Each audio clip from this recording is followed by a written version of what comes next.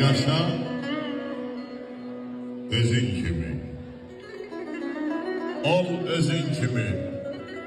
Məhdahdan şərəfsiz ad olmur oğlum. Dartılma əllərdə sən revzin kimi, yırtıq səhənglərə su dolmur oğlum. Bunu sırğa elə, qulağından as. Aldanma dövlətə, aldanma vara.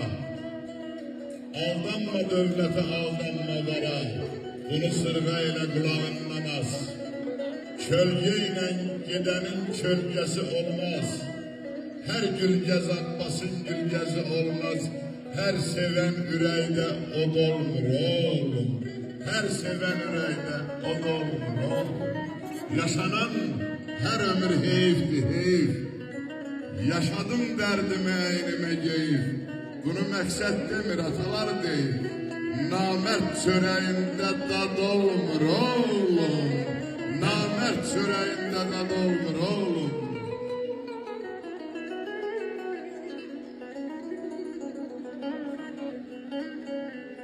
Ezelden bağlayan bu temiz ada, ezelden bağlayan bu temiz ada, vurgulan belleyen bu temiz ada. Ben oldum, olmadım, koza dünyada yadımı yaşadan sonradır oğlum. Ensinem aydın olsun,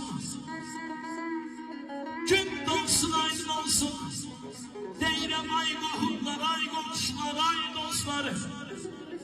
Bugün Murat kardeşimizin evlatlarının toy günüdür. Böyle gözleriniz aydın olsun, aydın olsun, aydın olsun.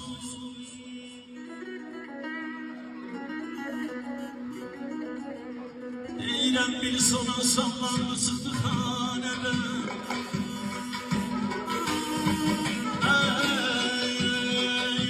Sırmış oylarına geldi kayıtlı. Ahlarını sen yanıp tapabilmedin. Ahlarını sen yanıp tapabilmedin.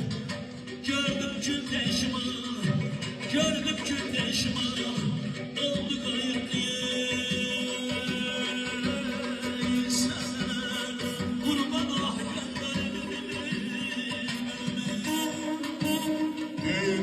Gurbetinde şair dostuma, gülşeh vermeye Şirvan'a gelsin. Kohumun kardeşin dostun adına, inciler dermeye Şirvan'a gelsin. Görecek burada halal zahmeti, gelen konaklara olan hürmeti. Eleşber Sabiri, Abbas Sehati ziyaret etmeye Şirvan'a gelsin. Şirvan'a gelsin.